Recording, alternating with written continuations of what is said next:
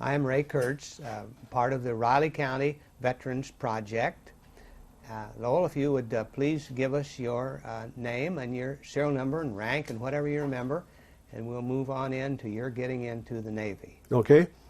My name is Lowell Edward Jack, born and raised in Donaldson, Iowa, small town of about 600 people in the southeastern corner of the state, close to Keokuk and Fort Madison. Graduated from high school in 1943 and went into the Navy that August.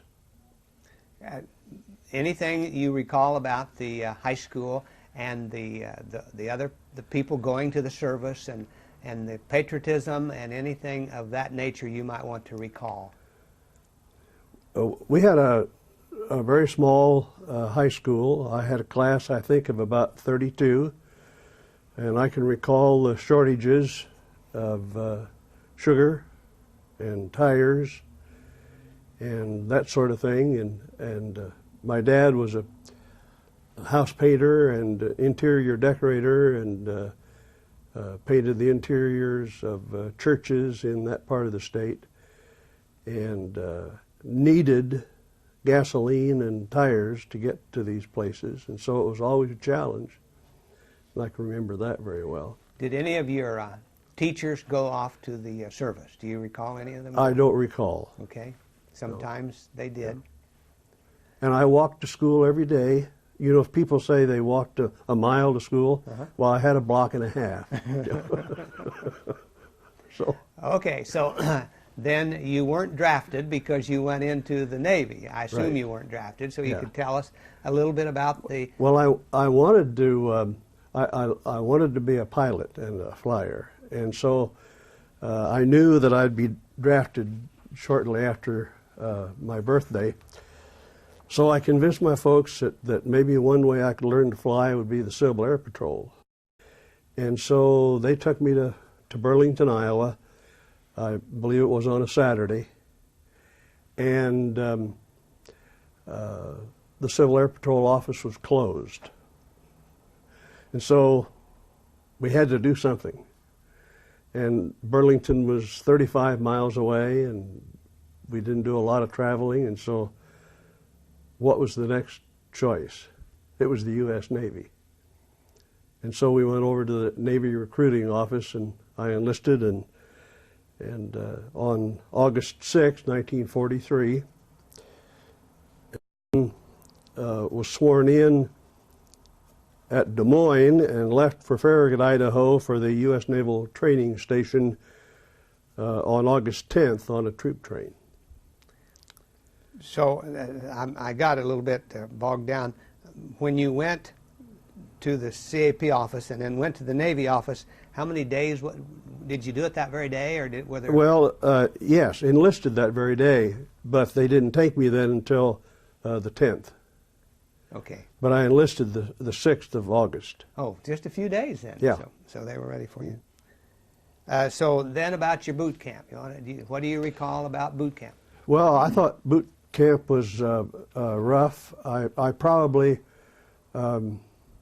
spent more time as an apprentice seaman than most anybody else in the Navy, because I ended up being in the hospital 8 months before I never did complete boot camp.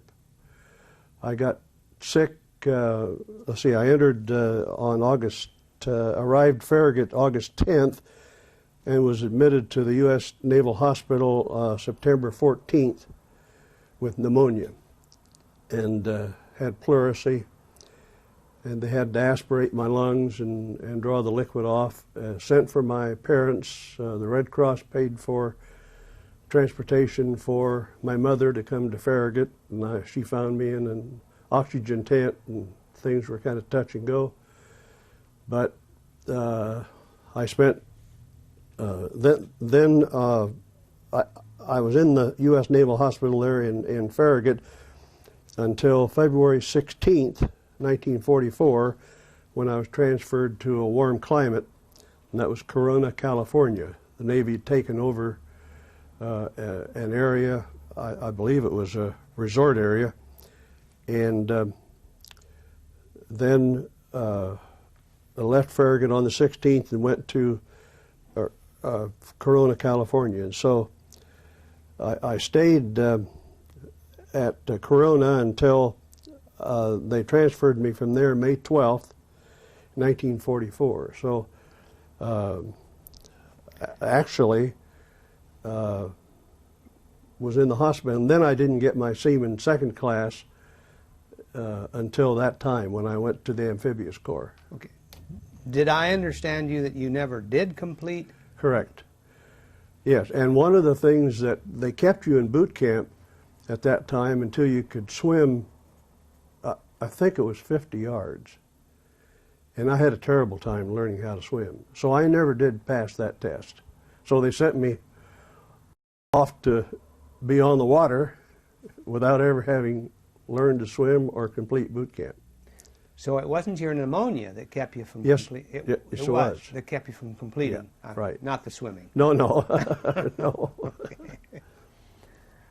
Okay. And I arrived at Amphibious Training Base then after they discharged me from the hospital on May 28th, 1944.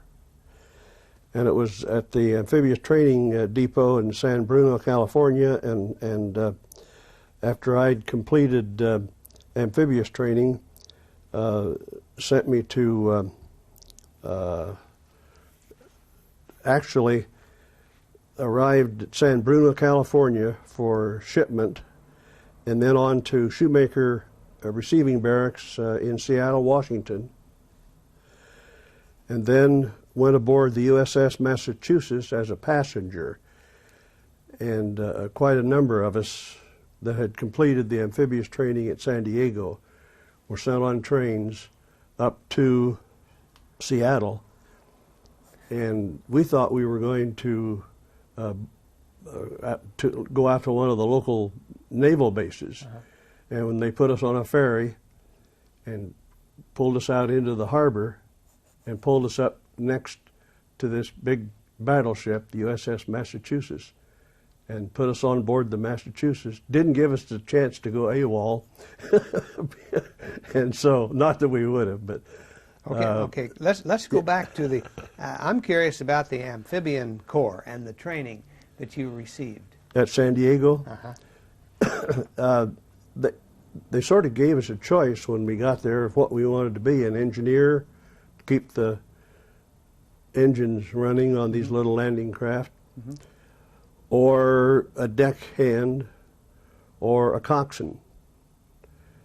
And I thought, well, I'd rather be a coxswain. I'd rather run the boat. And so I did. And so daily, I would get aboard this LCM, which was a landing craft mechanized.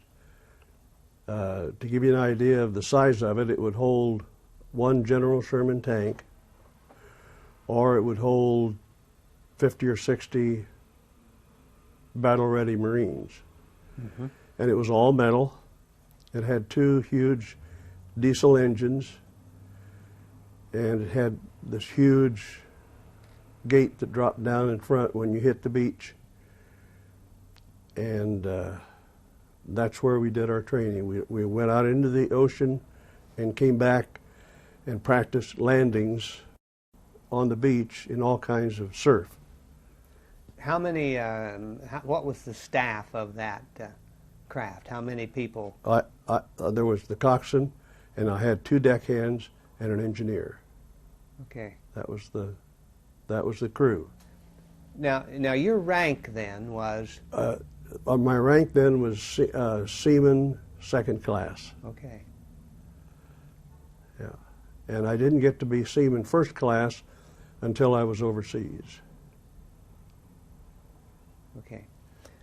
Good. Thank you for telling me about that. Now, so then you're at Seattle, and this big ship pulls up. And yeah, and we get aboard. you get aboard. And let's see, I'm not sure on my notes how long it took us to get, went aboard the Massachusetts on July 14th, 1944, and arrived Pearl Harbor and was put aboard the USS Harris July 22nd, 1944. Any recollections about Pearl Harbor? Well, they put us at the U.S. Naval Receiving Barracks finally near on Oahu, July 26th, and we were then stationed at the amphibious operating base there on August 5th, so we were still doing some training on how to operate these small boats. And then we were finally sent to an advanced base reshipment depot on September 15th and assigned to Standard Landing Craft Unit 34. And we call it SLU 34, Standard Landing Craft Unit 34. Was that still in Hawaii? Yes. Mm-hmm. And more training? Yes. Was it more training? Right. And one thing I can recall about being there, the barracks were not far from a pineapple field, and so once in a while we'd go over and help ourselves to a ripe pineapple. Yeah. I don't suspect we'll find another person who was trained with the LCMs and the amphibious. So whatever you tell us about that will be very interesting. You know, we've heard stories of them letting the people out too quick, and the water was very deep. And as you were training, I know we're not that far. I don't know where you're going to take us with your story here, mm-hmm. but as you were training, what were they telling you? What were the cautions? What was? Well, one of the cautions was to understand the pattern of the surf as you came in with it, so that these landing craft unit or boats flew right on the very top of the water. Mm-hmm. They didn't draw much, and so they would warn us to keep the boat straight into the beach, because if you weren't careful, then a big wave would follow you in and twist your boat around, and then you'd be sideways on the beach, and then that was you. A lot of times you were sort of stuck. Mm-hmm. This boat had 2 screws, 2 engines, and 2 propeller, underwater screws. Mm-hmm. And of course each went in forward and reverse. And so sometimes when you were stuck, you might put one in forward and one in reverse, and that would help spin you around and get you back out. So that certainly would be a caution, that you wouldn't want to get stuck on that. No, that's right. On that. Yeah. So you're getting kind of the final training then, are you, with the LCM yes, here in Hawaii. In Hawaii. And then after we were assigned to SLU 34, we went aboard the merchant ship as passengers to go into the South Pacific on September 21st, and the name of that ship was the Cape Newenham, Newenham. That's good to spell that out. Yes. Then we arrived in Eniwetok October 2nd and picked up more men at that place, and then arrived in Ulithi Harbor. That's where we were going. That was our goal. That was our destination. And Ulithi is U-L-I-T-H-I in the Southwest Caroline Islands, north of Yap. And I think our island in that little Ulithi atoll was probably 90 miles from Yap. And the Navy bypassed Yap, and they never ever took Yap. So we had the enemy about 90 miles away. And I could tell you a little story on that a little bit later. Surely. But then we left the ship to come ashore October 21st, 1944, on Keenset, K-E-E-N-S-E-T, in the Ulithi group. And another name for that was Sorlen, S-O-R-L-E-N. And I have a I don't know whether this would be helpful or not, but I do have a picture of the atoll, and this gives you an idea of what this Ulithi atoll was used for. These are islands that you see along the outer perimeter of this. This was a very, very deep harbor, and those larger circles were where the battleships and the aircraft carriers anchored. And then the smaller circles are for the destroyers and destroyer tenders and the smaller ships, the LCIs, and those ships came back in to resupply after they'd been out fighting in other areas. This was an aerial photograph of the island that I was on, Keenset or Sorlin, and this island was located. Get this upside down here, right here, in that. And so I was stationed on this island, and ran the LCM from the island to the ships that came in, took Liberty parties ashore to a recreation island where they had their beer parties and did volleyball and baseball, and then I'd pick them up later and take them back to their ship. Or I would haul supplies. They would load my boat full of supplies, and then I would take it to a destroyer.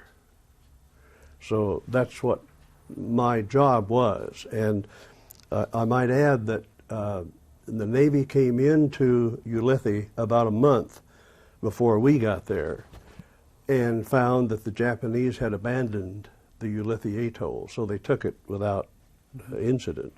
Now these troops that you took ashore, were those Navy troops? No, we didn't. I didn't take any. Yeah, well, yes, they were Navy. Yes, yeah. But to make a base, and Seabees, to build this base. Oh, you took them to shore to work? Yes. Well, no, I beg your pardon. After this was constructed, then ships started coming in there to anchor for recreation and resupply, and I would pick up sailors from a ship and take them to one of the other islands for recreation. That was one of my jobs. And one of my jobs was to go to a supply ship and pick up supplies, jeans and clothing and food from a U.S. merchant marine ship, and then take it to a destroyer. So that was, Let's say you picked up a LCM load of troops. Yeah. Now, how did you get them onto your LCM? Well, they would come down a ladder, which was a rope ladder. A rope ladder? Yeah, and maybe it would be 20 feet wide or 10 feet wide or 15 feet wide, thrown over the side of the... Or they would come down a ladder, which was a stairway, temporary stairway that the Navy would let down, and it would be close to the ship. And okay, then you got them. Did you let your front end down for them no, to go? No, they no, just no. came on. Yeah. And then you took them ashore. Yes. And then how did you get them onto shore? Well, right up to the beach. Did you without getting them wet? Well, I would just take them up to the beach and let the front end down and let them out. And they wouldn't get wet? No. Okay. Yeah. I probably interrupted you, so no, you know where you can pick up there. Well, there were a couple incidents that I wanted to tell you about. One was one night when we were out, it was rather dark, we saw a midget Japanese submarine just right close, within 25 or 30 feet of our boat. And of course I didn't know what to do, and I didn't have any way to fight it. And so I reported it then to the officer of the deck when I got back to the island. And the next morning, this Japanese submarine either sent a torpedo into a supply ship, or it did a suicide run into it, because I was out on the water at the time and heard this explosion and looked around, and here was a big ball of fire right in the middle of the ship. And they say that it hit the only empty hold in the ship, and it didn't sink it. So, okay. Yeah. Another time, I was out walking through the island at night, and this Japanese plane came over and dropped a bomb and crashed into the island, and I have pieces of that airplane with me. This is part of the aluminum wing, and there's the red from the red circle. Mm-hmm. Oh, yes. On the plane. Here is some of the fabric that came from the plane. It was, as you can see, painted green. And here's another little bit of the wing. And so those were. What plane was it? Do you know? It wasn't a Zero, or was it? Well, it might have been. I don't know. Uh-huh. And that's as close as I came to being injured, because a piece of shrapnel from the plane or the bomb hit my shoe right here and cut a little V right through the leather of my shoe, but didn't cut the cloth lining. So that's how close I came to getting injured. I was very thankful that I wasn't. And another time we were out on the water, making a run from one place to another, and there was one area here that was reserved for a seaplane area. As you can see right here, it's all clear, and there are no ships anchored there. And you can see the island I was on was right here, and we were just off here, and we saw, I think it was a PBY airplane taking off, and it got up, 40 or 50 feet off the water and broke in half.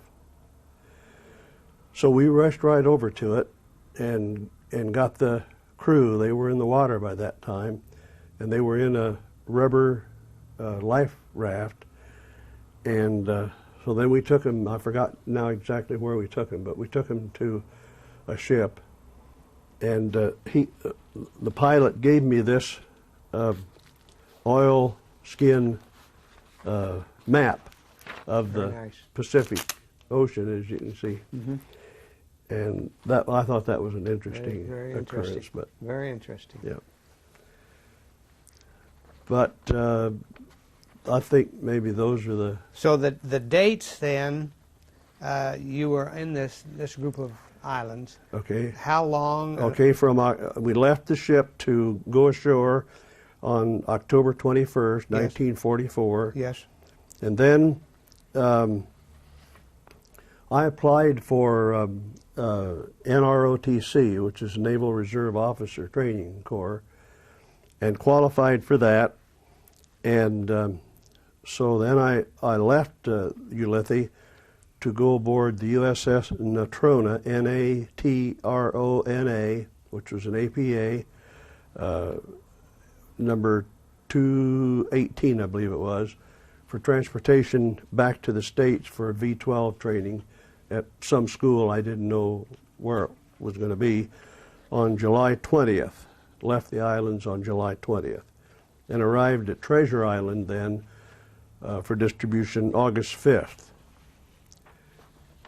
And then left Treasure Island to travel on delayed orders to Farragut, Idaho, and arrived at Farragut back to my old stomping grounds on August 15th. One of the things that I remember that I thought was so nice about a buddy of mine and I hitchhiked from San Francisco area to Farragut.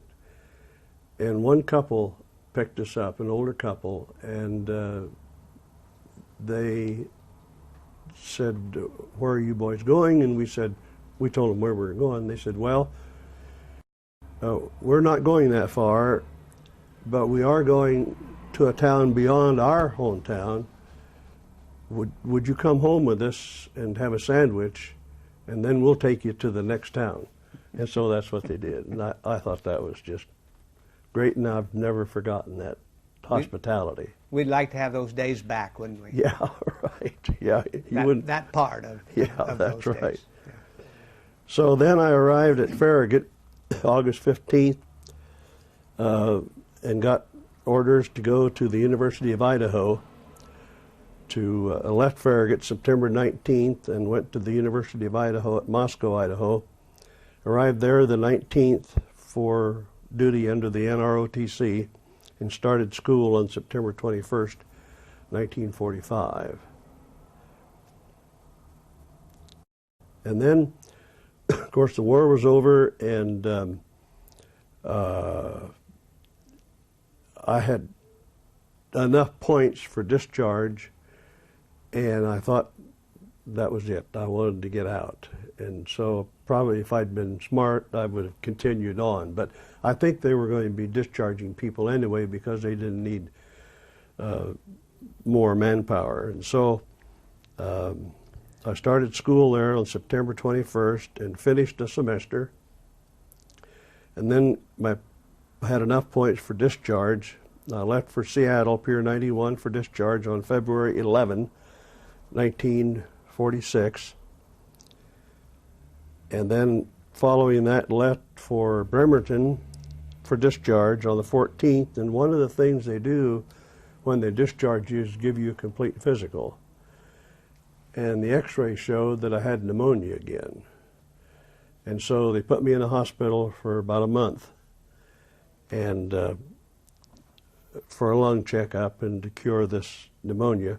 I was in the Puget Sound Naval Hospital, Ward 5, and then finally got well and left for discharge on March 19th, 1946, and was discharged on March 22nd, 1946.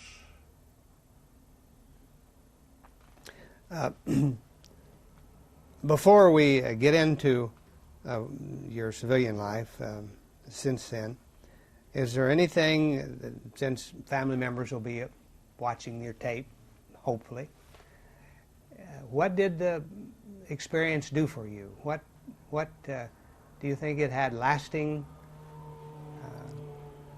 imprint on your life? Well, of course, I think you grow up rather rapidly, and started smoking right away when I left my parents. Yes. I wouldn't do that at home. And that I regretted. Smoked for about 10 years and then got over that. Well, one of the things I remember, and I still have flashbacks on this, and one time I was called out in to pick up about 50 sailors from one of these ships to take to another ship. And this was about, I think, 5 or 6 o'clock in the evening, to a boxing match that they were going to have on this ship. And then I stayed tied up to that ship until it was over, and then put them back on, and I was to take them back to their ship. Now it was dark, and there were no lights on in the harbor, and they wouldn't turn any lights on in the harbor. And all these ships, the wind had come up, had shifted around on their anchors, and I got lost. Cold, absolutely pitch dark, no moon, I couldn't see anything. And so I ended up, I guess I might have ended up almost going over this coral reef here. And then I would have been out in the ocean with these 50 men or so. And finally went back, and we had no compass or anything on these little boats. Went back and almost ran into a ship. And we finally hollered up and talked to them. And I said, you know, I had to go to such and such a ship. Well, I have these men and I'd have to deliver them.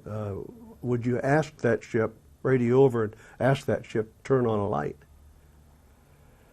And there were strict rules about that, because there might be a midget submarine in the harbor, and they refused to do it.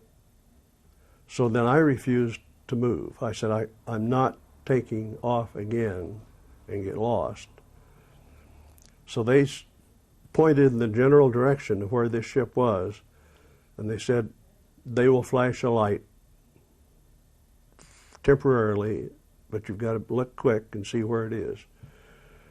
So they did, and I went over and found it, and this was several hours I was lost out there in that water. And the sailors from the ship were lined up alongside the cheering and clapping and waving, and it was quite a relief. But I still, to this day, once in a while, wake up at night and think about the terror of seeing that white water breaking on that over that little coral reef there, and thinking how close we might have come to accidentally losing 50 people, and it would have been my responsibility. After you left them, then what did you do? Well, I went back then to the dock. You could get back there. Yeah, oh yeah, because I could see where it was then. This water, when it breaks, produces a efflorescence or something. It's a white glow, and you can see a white glow where the water is breaking over a coral reef. Or when you're on board ship and you're in the bow and you're looking down and the ship is moving forward, the water that it turns over becomes kind of a fluorescent, a white glow. So you could see ahead that there was danger, and I backed out. But that was the scariest time that I had. Glad you told us about that incident. Other incidents like that? No, I thought it was a great experience. Were you prepared for being kind of the skipper of this craft, do you think? No. I think I just wanted to be a leader, I guess. It seems like you weren't prepared, No. and it seems like the Navy was kind of derelict. Well, they did the best they could do, and they had to have somebody. Where would they find someone with the experience of running an LCM? Yes. They had to train them. And we got adequate training. We knew how to do it.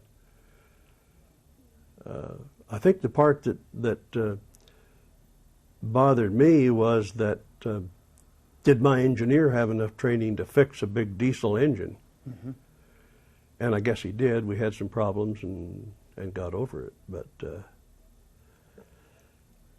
when you're in a war, you just have to do the best you can with what you've got. Did you have the same crew all the time? Yes. Now, have you kept track of those? No, I didn't.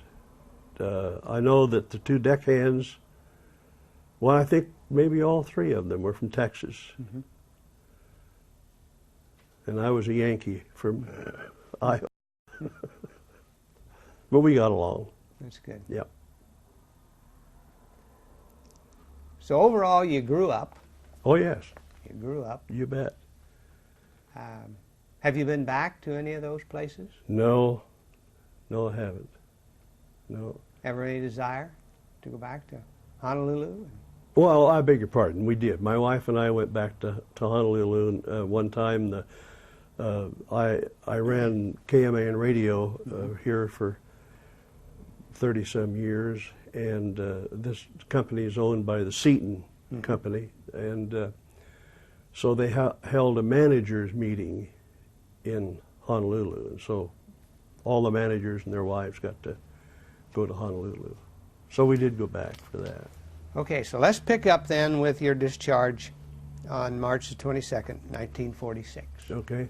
Then what? Then I came home to Iowa and worked that summer at a grocery store, because that's where I'd worked all through high school, and had decided I wanted to go to the University of Iowa at Iowa City. And so I enrolled, went to the University of Iowa, and that fall, late in the fall, early in the winter, I got pneumonia again, and was at the University of Iowa Hospital for several weeks, and so long that I just had to withdraw. I couldn't. I had missed so much school that there wasn't any point in continuing that semester. So the doctors felt that it would be good if I convalesced in a warm climate. That's what the Navy had done. They'd sent me from Farragut down to Corona, California to convalesce and to get well. And my mother had a cousin in California, and so I went out there and lived with them for several weeks. And I'd always wanted to be a radio announcer. And so I applied for entrance at the Pasadena Institute for Radio and took their course, and it was, I hesitate to say how long it was. I think it was 9 months, but it was a fair amount of time. Learn how to write commercials and announce and make up logs and do the things that you have to do when you're in a small radio station. And you were using your GI Bill? Yes, yeah. Okay, graduated, and everybody in the business wanted to work in California, and so there were no jobs for radio announcers, especially beginners. And they advised me at the school maybe I could go back to Iowa and find a small station in Iowa. So I came back to Donaldson, my parents' home, and applied at Keokuk.